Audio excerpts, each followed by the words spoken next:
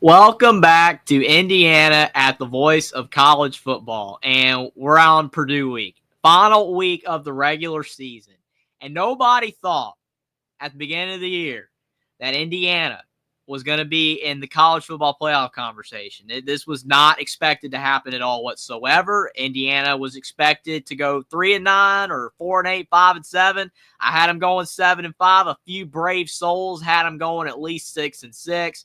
Maybe 7-5 like me, but nobody thought they were going to do any better than that. I surely didn't. I thought maybe I was too bullish having them going 7-5, but here we are. Indiana is at 10-1 in the college football playoff conversation, and one went away from making it. To me, it doesn't matter. With all the parity that's going on, especially in the SEC, with all of the SEC teams beating up on each other. Now, a lot of the teams like Alabama and Ole Miss and Texas A&M all have 3 losses, South Carolina.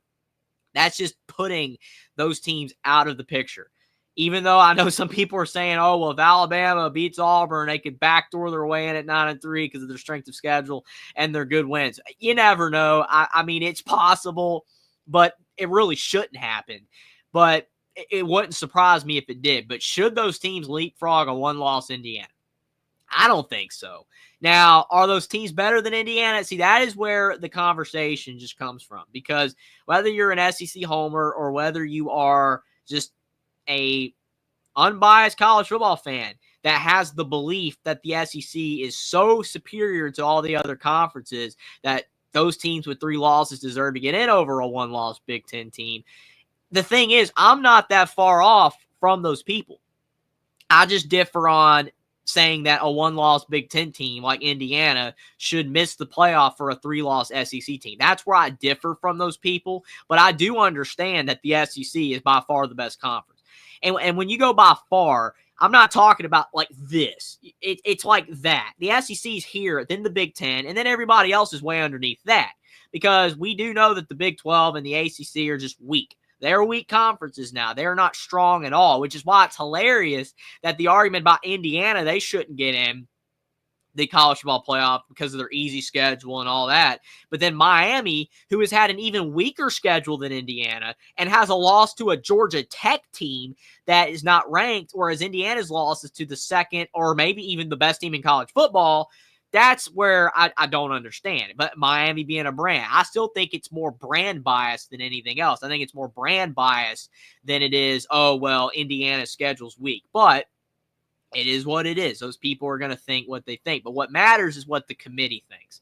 And they're going to rank Indiana in the college football playoff ranking soon. I don't know where they're going to be. They're probably going to be 10th in my opinion, because they are 10th in the AP and the coaches poll. And the CFP rankings and the AP rankings have actually surprisingly been pretty close. A lot of years they've actually differed a lot in their rankings. Not this year. They have been very close on ranking the same way with the AP and the CFP rankings. They have not been that far off. So I think Indiana's still going to be in the top 12. They're going to be in the playoff projected field as of now, because talking real quick about the Ohio State game, I did a post-game recap on Saturday night if you want to go check that out on my complete thoughts on the game. But Indiana did not lose by as much as the score would indicate. And so if the committee actually is doing their jobs that they're supposed to do and watch these games, then they would realize that Indiana did not get destroyed like the score would indicate. If they didn't watch the game and all they see is this, they see 38-15, then they're like, okay, well, Indiana got destroyed. They don't deserve to be in. I still don't understand, though, how that's okay for Georgia, though, to lose by 17 to Ole Miss on the road. But they're fine. Georgia's still in the playoff field. Nobody's saying otherwise. We get it. Georgia's got talent. They're in the SEC. They play in a tougher schedule. All that's true. But Georgia still lost by 17 on the road. Just like Alabama just lost 24-3 to Oklahoma. They lost by 21 on the road to an unranked team, but Alabama should still get it. Again, I don't understand that. I'm an Alabama fan. People know that I'm an Indiana fan and an Alabama fan. I still don't understand that, though. That's messed up. Alabama lost to an unranked team on the road by 21. They're still, in a lot of people's opinions, should still make the playoff. Whereas Indiana loses by 23 to Ohio State on the road, and suddenly the second best team in the country, and now they should be out.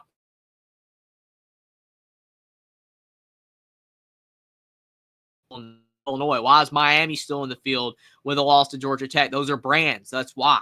It just doesn't make any sense. That's insane. It really is. I mean, even SMU, their schedule's weak, but SMU should be in if they went out. If Indiana wins against Purdue, they should be in the college football playoff. That's why, because I had a segment on this last week. Will an 11-1 Indiana make the CFP? Because we were all expecting Indiana to lose to Ohio State. I was expecting them to lose to Ohio State. I picked Ohio State. All the other games this year, I picked Indiana to win. I even picked them against Michigan. I was very close on thinking about maybe picking Michigan, but I didn't because they don't have a quarterback. But when it came to Ohio State, I'm like, Ohio State's a better team. They are the better team, and they're at home. That crowd's going to be insane, and it was. Credit to the Buckeye fans and their insane environment in the shoe. It was one of the loudest environments all season long because Ohio State knew that Indiana was a threat because they were in the top 5 and they couldn't overlook them. And boy, did they not. But still, looking at the way the game went, there was like 3 plays, as I said on Saturday night, that really impacted the score. There was a late touchdown Ohio State scored at the end. Could have kneeled the ball out, but they kept playing. That's fine. A lot of teams do that. Indiana's even done that this year. They didn't act like they were going to kneel and then score, but still. Teams have scored late in games right at the end to pad the score out. That's fine. So Ohio State does that. It would have been 31-15 if Ohio State didn't score. And then again, you had a muff punt. That was all on Indiana. The crowd got to them probably. And again, that's credit to Ohio State's crowd. And there are 105,000 fans. And then you also had a return touchdown that Ohio State had that there was a hold. And yes, there were a couple of plays that Ohio State would have had that would have been very beneficial that they didn't have because of missed calls that Indiana held. There was a couple of those. But still, when you look at the game and you look at the yards that were gained by both teams and the fact that Indiana was able to run the ball on Ohio State, they couldn't pass much because the O-line. O-line's a little banged up. Ohio State's D-line is one of the best in the country. They impacted Indiana's O-line, but Indiana was able to run the ball, and Ohio State didn't really run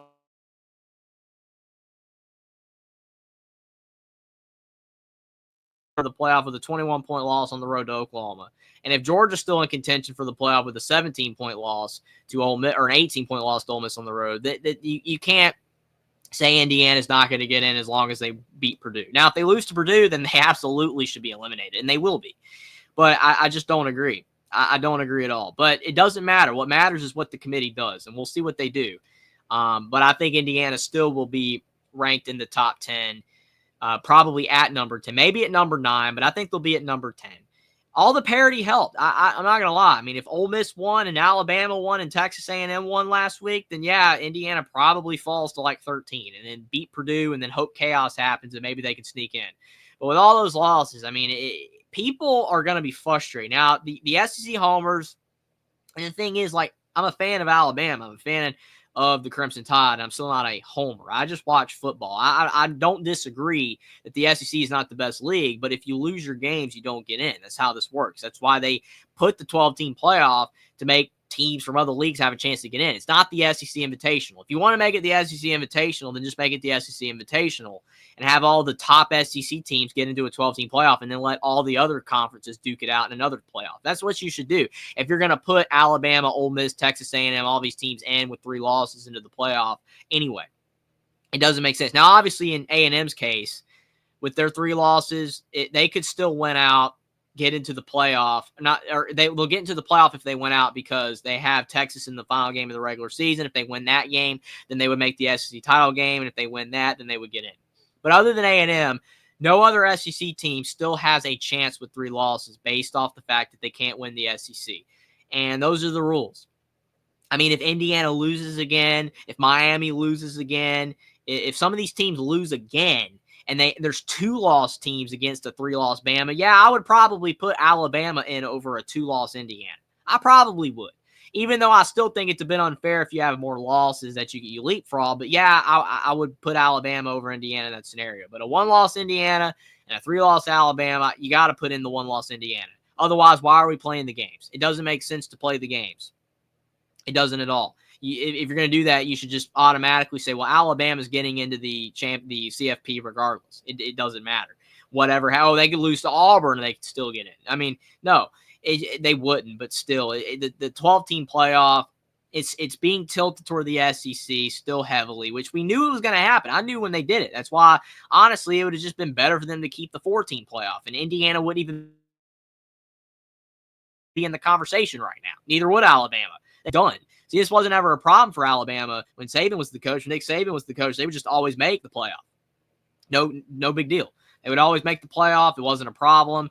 They missed it once, I think it was just once. So maybe twice. But other than that, like, they just kept making the playoff every year with Saban. It was no big deal. But now it's a 12-team playoff, and Alabama's on the outside looking in. They're not comfortably in because they've lost 3 games. They never lost 3 games under Saban once Nick Saban built up the dynasty.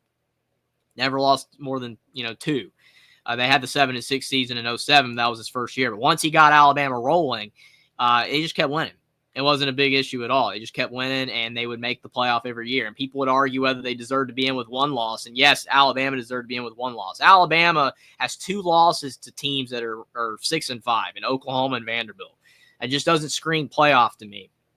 I get the Bama name. I understand their strength of schedule and all that. But if you're going to put Alabama in, then over in Indiana, then you might as well just make it the SEC Invitational, and that's just not how it should be. As long as the current format still allows all these other conferences to make the playoff. Even though Alabama is a better football team than Indiana, I will stress that. They are a better football team because they got oodles of talent. They got 5 stars all over the field. Indiana doesn't. But Indiana, if they go 11-1, should make the college football playoff. It should not be a discussion. If they were in an inferior league, it'd be different if they were in, like, the MAC. But they're not. They're in the Big Ten. They're in the Big Ten. They should get into the playoff if that happens. Now, changing the subject, though, we do have to talk about Indiana increases pay for assistants. This is big. This is big news for Indiana because of the fact a lot of people are talking about the fact that, oh, well, Indiana is not committed to football. And they're right. Indiana has never been committed to football. That's never been their MO. It's always been basketball and nothing else. But Scott Dolson, Pam Whitten, all the leaders at Indiana University realize that if Indiana wants to be still in the Big Ten and not get kicked out, they're going to have to show a commitment to football because that's what all these schools are doing that wants to be serious in the NCAA, where football makes up 90% of the revenue, basketball makes up like 5%, and then all of the other sports that you might have make up the other 5%. Lacrosse, field hockey, water polo, they're great sports. It's awesome for people that they get to play those sports. Do whatever, you're passionate and you're good at. But those sports don't make anything. Half those sports are never on TV. And if they are on TV, it's for like the championship game. And fan interest, the stadiums are small. Even baseball, America's sport and pastime for 100 years until the last 20, 30 years, doesn't make nowhere near the money as football and basketball. And even basketball is still a fraction. The NBA makes a ton in jersey sales and stuff, but still, like, the NFL and college football make the most. But college football makes the most for the NCAA by far. So if your university wants to be, a legit contender for anything, in your conference, you have, especially when it comes to money, you have to be committed to football and you have to win and have success in football. And Indiana finally is realizing that. And they gave Curt Cignetti the big contract extension, which I said was going to happen. I knew that he was going to get extended. Now, a lot of people are saying he was going to leave for another job. Well, if he does leave for another job one day, it is what it is. But it wasn't going to be after this season. He's staying at IU for a while, in my opinion. He's staying in Indiana for a while. He's basically said that he is. If he's not, then he's just not telling the truth. Some coaches can do that. We saw Lincoln Riley kind of divert when it looked like he was going like maybe to LSU, then he went to USC. Didn't stay at Oklahoma at all. It can happen. But I think Cignetti's telling the truth here. Got no basis for that, but he's basically said again and again, as long as Indiana shows a commitment to football, he's going to stay. Well, this is it.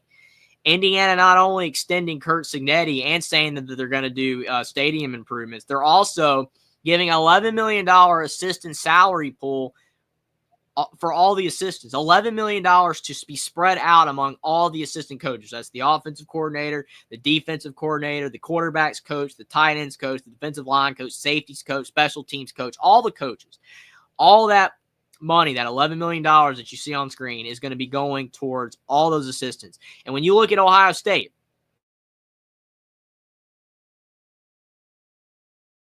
is $11.43 million.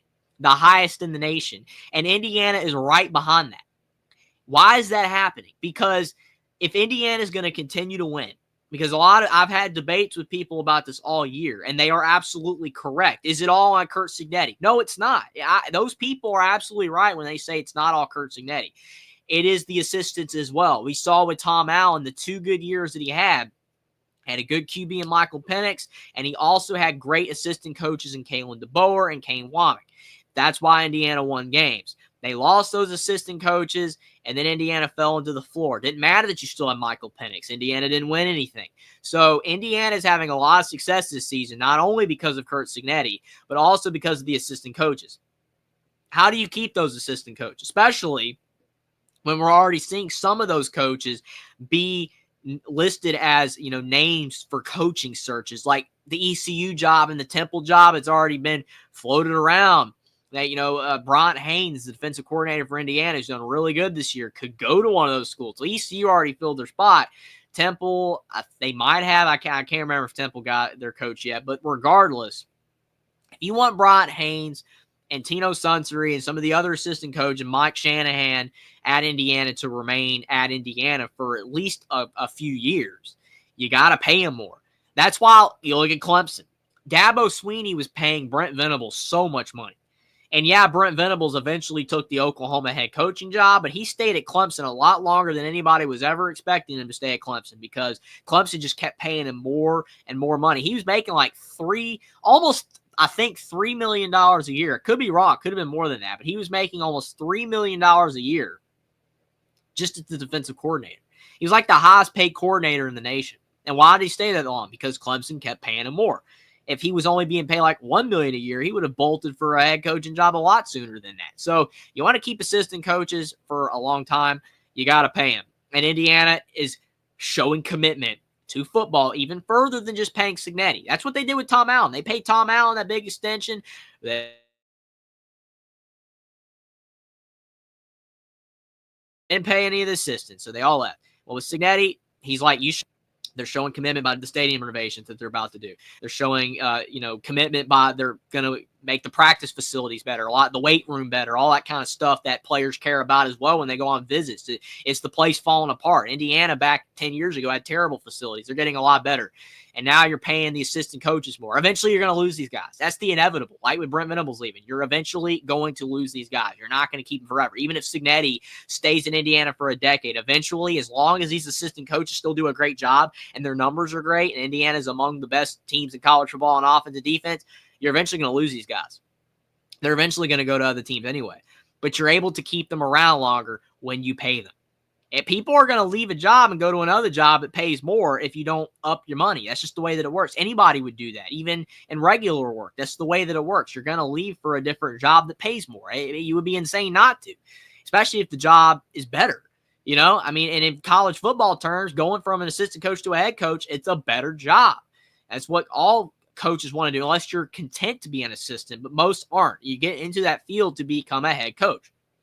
So, great news for IU. I was very happy to see this, because if Indiana is competing with Ohio State financially for assistant coaches, and they're competing financially with the amount they're paying Cignetti, and they're going to do these stadium renovations, and all this NIL that's being pumped into the program, that just means that Indiana is going to continue to do good, in my opinion.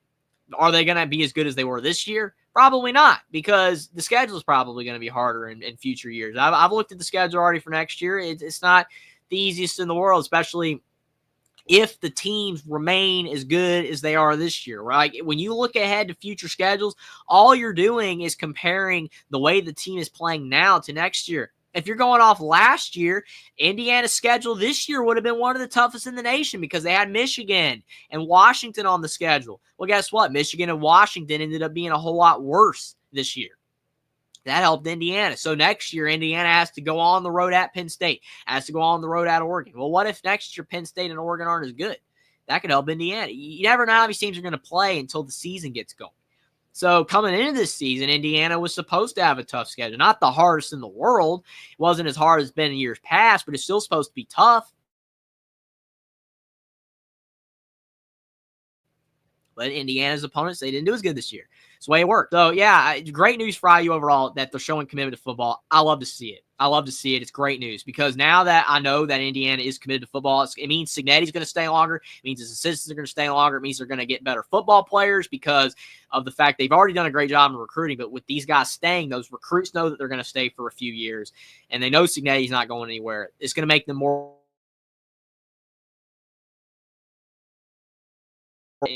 these guys and that they're going to have success in the future. So you love to see it. But we got to talk about Purdue. Indiana, Purdue, the old Oaken bucket. We got to preview that game because of the fact when you're talking about Indiana's college football playoff chances and you're talking about this season, nobody was expecting them to go 10-1 with their only loss being to Ohio State. But now that Indiana is 10-1 and all they have to do is beat Purdue to basically get into the playoff no matter what, unless the unthinkable happens and they get left out, which would be insane. All they got to do is win this game. They're in the college football playoff. And what makes this even crazier is not only is Indiana 10-1 and ranked in the top 10, Purdue is awful. Purdue is terrible this year. They are awful. They're 1-10. I would have never thought Purdue would have been 1-10 this year. I knew they were going to be bad. I knew Purdue was going to be bad, but I didn't know they were going to be this bad. I thought they were going to at least win 3 or 4 games. I think I had them going 3-9, actually, if I recall. Don't quote me on that because you'd have to go back and see my predictions at the beginning of the season. I think I said 3-9. I might have said 4-8, but I think I said 3-9. Purdue's been even worse than anybody could have imagined. Ron Walters, the fact that he's still employed is insane. I would have thought he'd been fired. There's been some allegations that may or may not be true against him as well. I don't, usually ever really dig that much into allegations unless I know they're true. So take that with a grain of salt. But regardless, still surprised he hasn't been fired. Last time Purdue was really bad was when they had Harrell at coach, Graham Harrell, and he was bad. And Purdue got rid of him pretty quickly. I think after 3 years. Now, granted, Ron Walters is only in year 2, but honestly, how can anybody who is a Purdue fan look at this team and think, oh, yeah, we're going to be better next year. We're going to be a better football team next year. I know that you can use the portal. I know that you can use the portal kind of like Indiana. Indiana used the portal, went from 3-9 last year, now 10-1. But that's a unique situation. Got a new head coach in Signetti. And they also brought in a lot of guys that Signetti was familiar with at James Madison. They did bring in a few other guys as well, but the key point remains that Indiana and, with Kurt Signetti, it was a new coach bringing in a lot of new players. You didn't know how it was going to go. And this was the absolute best scenario that Indiana could have gotten. Nobody thought they were going to be this good. With Purdue, though, it's already been 2 years. So he was recruiting the first year in the portal. He's recruited this year. He brought in Hudson Card at quarterback. Hudson Card's at quarterback, the transfer from Texas, and that hasn't worked out very well. Now, I don't think Hudson Card's bad. I don't think he's a terrible player, but I do think that their O-line's terrible. They don't have the receivers that Jeff Brom had. I mean, when Jeff Brom was at Purdue, you had the Rondell Moores, you had the David Bells, you had guys. I mean, every year Indiana played Purdue, there was just that one receiver Purdue had that would just light them up. Purdue doesn't have that. They have no good receivers, basically. They don't have none of those really solid players that they had 3 or 4 years ago. They even had that receiver that they got from Iowa, that transfer receiver. He was good as well. That's in the NFL and doing very good. So, yeah, I mean, overall, Purdue's just lifeless on offense. Their defense stinks, too. I mean, they've been giving up a ton of points. The only thing that I'm honestly worried about in this game at all is just, does Indiana let that Ohio State loss get to them? Do they still sulk over that loss and lose here? I mean, because people are going to be like, well, how can Indiana lose this game? I mean, we've seen a lot of football this year. There's been a ton of teams that were heavily favored that have lost. And not even among the power teams. I've seen like Liberty. Liberty lost, and I forgot who they played. It was like Southern Miss. It was somebody really bad. Liberty was a 28-point favorite. All I know is that. They were favored by 28 points. It was either like Kennesaw State or Southern Miss. It was a yellow team. But they lost that game, and they were favored by 28. You know how much Indiana is favored by in this game? 28. So even though Indiana is favored by 28, and I'm telling you that Purdue is really, really bad, it does not mean that Indiana can't lose. They could lose if they play terrible. Alabama was favored to beat Oklahoma by 2 touchdowns. They lost by 21. That's a 35-point swing. So if Purdue wins this game by 7 over Indiana, that's a 35-point swing, the exact same as Alabama. It is possible. I'm not going to go on this show and say Indiana, there's no chance that they're gonna lose. Now, I'm not saying that. You know why? Because there's always a chance that your team can lose. Always a chance. I feel like if this season doesn't prove it to people, then no season's ever going to prove it to people. You can't take any game for granted. Now, we as fans, like me, I look at this game and I'm like, if I was like the Indiana spokesperson or whatever before the game, I'd be like, don't overlook Purdue. You give it your all. Play as hard as you did against Nebraska. Play as hard as you did against Michigan State where you blew out those teams. And Indiana will be fine, but we're fans. And even media people don't influence games. They don't. So you can be as a fan like, oh, I'm worried about this game. Don't overlook this opponent. Don't overlook that last roadblock that will prevent you from making the CFP. That's going to be Cignetti's job to tell the players. Don't overlook this team. Play hard. It's your rivals. You get that bucket back. I mean, there's a lot of motivation here. But there was a lot of motivation for Alabama to go on the road at Oklahoma if they wanted to stay in the playoff race, and they didn't do that either.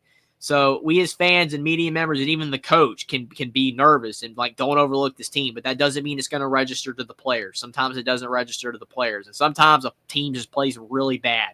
And everybody vouching for Georgia saying they should be in the playoff and all that. And they're in the playoff field right now. They beat Kentucky by 1. Kentucky's bad. They beat Mississippi State by 10. They're bad. So Georgia can play poor too. They just found ways to win those games. But so if Indiana barely wins this game, then a lot of people are going to say, oh, they don't deserve to be in either. Well, if that's the case, then why does Georgia get a pass for beating Kentucky by 1? Again, these things are not fair to assess because every single team this season has had poor games. Oregon barely beat Wisconsin. Or Oregon like garbage against Wisconsin. That's a trap game. Like Oregon's got all their tough games out of the way. They've already beaten Ohio State. They've already beaten some other big teams in the Big Ten. All they got to do is win out. They're going to get the number 1 seed. They're all good. Well, guess what? You got a little trap game at Wisconsin. They didn't play well. Didn't take them seriously. So they almost lost. They won. Wins the win. So for Indiana, yeah, it would look a lot better if they blow out Purdue because then that would validate that they're good to the CFP, committee voters, but still at the same time, it's like Indiana could struggle in this game. It's just natural. It's natural for players, especially the way we've seen this season with teams where you have letdown games. And Indiana's coming off a tragic loss, a loss that is their first loss of the year. So they should win this game by a lot. It should. I'm not predicting it just yet, but they should win this game by a lot. It should not be a close game. But based off the way Indiana plays, if they play poor, it could be close. And especially if Purdue shows any life. Purdue's got nothing to play for except to spoil Indiana's season. That's all they got. So Purdue might give it their all. And if Indiana lets them hang around, you never know. Now, I will say one note on this game. It is the first night game in the old Oak and Buckets history, which is hilarious because most of Indiana's and Purdue's games have always been at noon or 3:30. This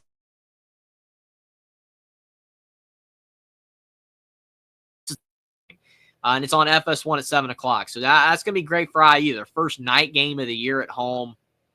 That's cool. And sold out crowd as well. And it, just because it's sold out doesn't mean that all the fans are going to show up. If you're an Indiana fan and you do not show up to this game, if you bought a ticket, I don't know what to say. I don't know what to say. You got to show up to this game. All right, like Indiana's having an historic season. It's their first 10-win season ever. You beat the national champions last year. You beat the runner-up last year. You're having an historic season. Don't let that loss to Ohio State be like, oh, well, we're not going to show up to this game. Come on, if you bought tickets, if you're one of the people that bought the tickets, that's a part of the sellout, you got to show up. Please show up to this game. Make it as hard on Purdue as possible. But to predict this game, looking real quick at Purdue, Hudson Card, the quarterback for Purdue, only 58% completion percentage, 9 touchdowns, 6 picks. It's been pretty ugly. The backup, Ron Brown, not too much better, 513 yards, 4 touchdowns, and a pick. But again, in these guys' defense, they just don't have a great offensive line, don't have a lot of weapons. Devin Mockabee, he's a solid player overall. I mean, 124 carries. That dreaded numbers with the 3 6s that people don't like.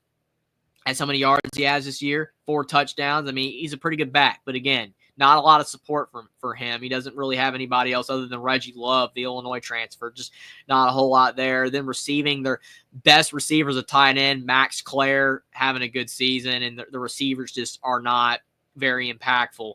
And on defense, I mean, they got guys with a lot of tackles, but that's because they're trying to stop people. It's not really that their defense is good. Their defense, it ranks as one of the worst in college football. It's pretty bad. Then looking at Indiana, again, Curtis Rourke, what else can be said about his season? I know last couple of games he hasn't had the statistics to really back up his Heisman contending season. He's out of the Heisman race now. He's not going to have any shot to win it. He probably wouldn't have anyway, even if he had a great game against Ohio State because of Travis Hunter, Genty, Cam Ward, and Dylan Gabriel. But Rourke was great all season long. But see, now you're going up against Purdue that has no pass rush. So Rourke should be able to go off in this game. When he's protected, he can go off. We've seen it. We saw it against Nebraska, saw it against Michigan State, some of the other teams that they've played. But when he's pressured, he can struggle. But when he has time, he's really, really good. And then Indiana's running backs. If they can run it on Ohio State, they should be able to run on Purdue. I mean, if they can't run the ball on Purdue, then that's a problem. I mean, they ran the ball very well against Ohio State. It was a great D-line. So I'm expecting Justice Ellison, Tyson Walton to have big games. Elijah Surratt, he struggled last couple games, but the opponent's a lot worse. I think that's going to help him. He's got a great supporting cast. And then defense, Indiana actually does have a good defense. And they hung with Ohio State. Ironically, the only side of the ball on offense, or the only part of the ball on offense that was good in that game was the running game for Indiana. On defense, I thought the whole defense played pretty well. The D-line was pretty good. They didn't allow Ohio State to run that much. Ohio State ran for a whole lot less than Indiana did. Indiana's secondary did great. Jeremiah Smith, who's had a great year, the freshman for Ohio State, only had 34 receiving yards. That's all he had in the game. Indiana limited him to 34 receiving yards. Now, Emeka Egbuka had a better game, but Indiana was not going to let Jeremiah Smith win out. Purdue doesn't have any big weapons. So all I know is that, to me, looking at this game, Indiana is by far the superior team. And as long as they're focused, and as long as they don't overlook Purdue, or they're not still sulking off the Ohio State loss, they should win. It should not be close. I'm going to predict this game to be 34-14. I think Indiana wins fairly easily. I would have predicted an even bigger win, but I think Indiana is going to start out a little sluggish. I do. I think they're going to start out a little sluggish, but by the end of the game, kind of like against, like Northwestern, where it was kind of close and then they pulled away, I think Indiana is going to pull away. I think Purdue's going to keep it close early because Indiana might still be sulking a little bit, might still be a little upset about that game against Ohio State. And then they're going to get it together. Kurt Cignetti's going to light a fire under them at halftime, and Indiana's going to pull away. And there's not going to really be a whole lot Purdue can do to stop Indiana's offense. When Indiana's gone up against inferior opponents, the type of opponents that people have mocked Indiana for facing this season, Indiana does great. Their offense, when they're playing poor defenses, goes off. And Purdue has a poor defense. I think Indiana is going to be just fine. As long as Indiana wins this game by the score I say, 34-14 or anywhere in that ballpark, they will be in the college football playoff. And they're going to get that old Oaken bucket back from the Purdue Boilermakers, who've had it now for 5 years. Way too long. Indiana looking to put an end to that. But appreciate everybody for being here tonight. We had Jeff in the house tonight. Appreciate it. We got Troy V saying, I think brand bias why we all say the SEC superior conference. Maybe in previous year, I've seen some very mid games play. Yeah, absolutely.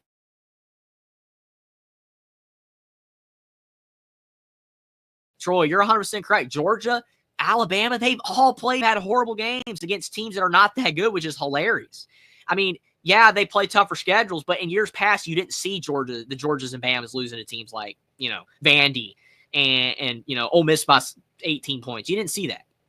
Or Ole Miss losing to Kentucky, or Georgia beating Kentucky by 1. You didn't see that. Seeing it this year. So I agree, Troy. You're absolutely right. Thanks for stopping by. We got Sports Talk with Austin here tonight. Jeff saying happy Thanksgiving to everybody. We got Buckeye Mike here as well saying Indiana will make the CFP at 11-1. Absolutely. And the chaos helped. I'm not going to lie. The chaos did help with all the SEC teams losing. 100%. Yeah, the 80-yard punt return touchdown on downs broke the game. 100%. And there was a hold on that return, but it is what it is. They didn't call it. But yeah, when Down scored, it was over. Troy V saying happy Thanksgiving.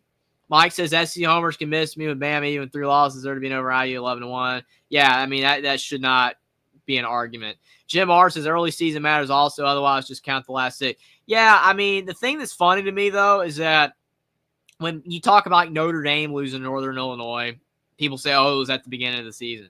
But then you go the opposite route and you say, well, oh, Miami beat a average Florida team on the road by 20-something points, and then Indiana barely beats Michigan by 5 at home. That shows you Miami is better than Indiana. And it's like, okay, well, Miami beat Florida at the beginning of the season by that much. You think Miami would beat Florida by that much now? No, they probably wouldn't, because you know why? You got Lagway now. Florida's got Lagway. If Indiana played Michigan earlier in the season, Indiana probably wins by more. But Michigan's gotten their stuff together. Michigan's playing better. They figured out the quarterback situation. Davis Warren's not good, but he's better than Orji, and he's better than Jack Tuttle, who retired. So Michigan got better. And Florida's gotten better since then, because Graham Mertz played against Miami, got floored with Georgia. I think, honestly, again, and I wish it had happened. I wish it had happened, especially for Austin's 8-4 Florida prediction to come true, and for people saying Georgia's so great, they'd have been out of the playoff hunt too. Florida was destroying Georgia until Lagway went down with that injury. Florida's been great last couple weeks. They've been really good. And Napier's job safe. Well, all the calls for Napier's head and his job, fine now. He's all good. But yeah, that's why it's not fair, when you're comparing early season results to later. Oh, well, they don't matter. But then in some cases they do to fit a narrative. It's garbage, honestly. It really is. If you're going to use the same narratives, they got to be consistent all the way across the board. We got Jackson here tonight as well saying happy Thanksgiving. Appreciate that, Jackson. Jack says if Indiana was in the ACC, I agree, 100%. If they were in the ACC, then Indiana would probably not be in. Even though Miami is right now with one loss to an inferior Georgia Tech team and a couple of really bad wins over Virginia Tech and Cal, where they should have lost both games, but it's Miami. They're a brand. Indiana, they would probably not in if they were in the ACC, but they're in the Big Ten. It's completely different. Choices, I wouldn't say that, Jabber. I'd change it to if Milroe's on his game. Yeah, if Milroe's on his game, Alabama's a better team than Indiana. And when Milroe is off, Alabama's still a better team than Indiana because they have more talent. The problem is, though, is when Alabama plays like they did against Oklahoma, Indiana could beat them, absolutely, to your point. Yes, if Milroe has a garbage game with 3 picks, Indiana can win. But regardless if Indiana wins or not, Alabama's still the better football team. They got better players. Just like if Indiana had have knocked off Ohio State last week, Ohio State's still the better football team. That's why people get confused when I say that. The better team does not always win. I still think Michigan is a better football team than Indiana this year. Indiana, only reason why that they're better and they've won more games than Michigan is because part of it's a little bit easier schedule, but the other reason is that Indiana had a quarterback. Michigan did not. Michigan has no quarterback. If they had a quarterback, then they would have been good, because the rest of their team's pretty good. I mean, they have a couple of holes, but overall, they're still a very talented team. But I agree, Troy. I mean, if Milroe's off, Indiana could win, which is why it's funny when people say Indiana couldn't beat Alabama. Yes, they could if Alabama played like they did last week. If Alabama plays the way they did against LSU, Indiana's got no chance. It's over. Alabama's just been very in the playoff. If Alabama still somehow squeaks into the playoff, I think the motivation is going to be there. I still don't know why the motivation wasn't there against Oklahoma, though. Jim Arson with 12 are already trying to justify cold poor performances to get a team in the playoffs. I don't know. Yeah, it just makes the whole expansion dumb, honestly, because all they're going to do is let's expand it to 16 or 24. So now you're going to be debating whether the 8-4 Florida should get in over 10-2 SMU. It's the same arguments. All you're doing if you expand the playoff is creating more arguments about who should get in and who doesn't. It doesn't make sense. It honestly doesn't make sense. Don't expand it anymore, because all you're doing is going to be adding more teams that don't deserve to get in. Leave it at 12, but they're probably not. Absolutely. We also got Leo here as well. Appreciate it. Says, yeah, they aren't going to these schools any longer. The name, money, talk. Yeah, it's all about money. And, a team like Georgia getting in or Alabama makes more than Indiana. It is what it is. If you don't ever let Indiana have a shot to build anything, then they're never going to be able to compete in the brand department.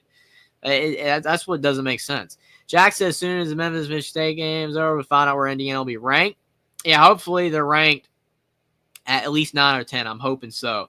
Jackson saying to tell the cashiers of Publix about the Magic, Jeffrey, and I make on Alabama Collins Show, and also here at Indiana, the Voice of College Football. Appreciate that, Jackson, a lot. 11 million says IU's competitive. Absolutely, says Jim. Absolutely.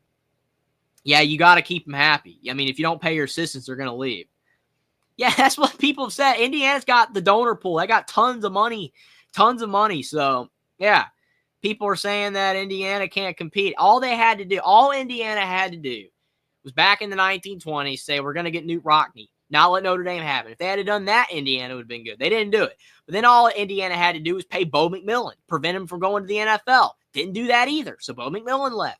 Then Indiana, just kept stinking and not having any good coaches and hiring all these terrible coaches and not showing commitment to football. Now they finally are. It makes a big difference when you try to win and try to compete. Indiana has the money. They just never put it towards it. Letter B says IU at Penn State or IU at Notre Dame would be fun. Yeah, and Indiana would have a shot in both games. People saying that they wouldn't. I mean, I think they'd have a better shot if they were at home, but if they're still on the road, I think they could hang with Notre Dame or Penn State. But it still depends on the way Penn State and Notre Dame plays. If Penn State plays the way that they did against, Illinois or something like that, maybe. But if Penn State plays the way they did in some of their better games, then probably not. Notre Dame plays like they did against Northern Illinois, Indiana could beat them. But if they play the way that they did in some of their big wins this year, then it wouldn't be close. That's the way it would work for me. I mean, Indiana will have a shot against both teams on the road, but it would have to come down to how those other teams play too. Jim says, regardless, you have to reward the team that earned it by winning. Absolutely. Absolutely. If you're not going to reward the teams for winning the games, then what's the point of playing the games? It's no point. If an 11-1 Indiana does not get in the playoff over a 3-loss SEC team, then there's really no point in playing the games, and it's just the SEC Invitational, and that to me would just be absolutely wrong. But appreciate everybody for being here tonight. Like the stream down below. Subscribe to the Indiana channel at the Voice of College Football if you are new. If you're enjoying the show, we're going to have more shows in the future week by week. We're also, doing post-game shows as well on Saturday nights when the games are over. So going to be a lot of fun in the future. Definitely excited to see. Hopefully Indiana takes back that bucket, goes 11-1, and will make the college football playoffs. It's going to be a lot of fun, and definitely do appreciate you guys for being here tonight. It's been a fantastic show. And before we head out of here, definitely a word from the sponsor at the Voice of College Football. College football is even more exciting with some action on the line. And the games are even better when you're cashing in. And the Voice of College Football is the place to be to get the greatest value. Let's start with my picks. 75% against the money line, 58% against the spread. I've got a 40-year track record. In fact, in 2023, at $100 played per game, you would have netted over $9,300. And guess what? I'm just the warm-up act. Steve Merrill, our ace in the hole, show stopper from Wager Talk. 6 years with the Voice of College Football, over 30 years in the industry. Steve gives us analysis on all the big games, but you can't miss Steve's weekly under-the-radar pick, which went 21-5 against the spread the last 2 seasons. I repeat, 21-5 against the spread. You also get picks from some of our top analysts here at the Voice of College Football, including Steve Dace and Matt Zemek. Become a YouTube channel member or Patreon member for just $99 per month. Go to the main channel on YouTube, click join, and select the betting tier. Do the same thing on Patreon. Make 2024 a winner now. Letter B says it would be hilarious to beat Tom Allen's defense at Happy Valley, and this says I'm being defeated. So I'm not trying to be. It was definitely a changing of opinion type of loss against Ohio State. The way they lost, I mean, they still fought and played well. I think Indiana could beat Penn State, Notre Dame on the road. Definitely think that they could, but definitely have to play better than they played against Ohio State. Clean up the mistakes. Don't have the muff punt, and the refs can't be calling all these holds on IU and not calling them on the other team. Got to have refs be consistent. And Indiana's got to play more like they showed earlier in the season with the confident performance against Nebraska, Michigan State. And then I think that they could be able to win. It would be great, like you said, to beat Tom Allen's defense. That would be epic. But we'll have to see where the committee ranks them. Definitely going to be exciting to see what happens. And hopefully Indiana beats Purdue and goes 11-1 and makes the playoffs. Thanks for being everybody. And go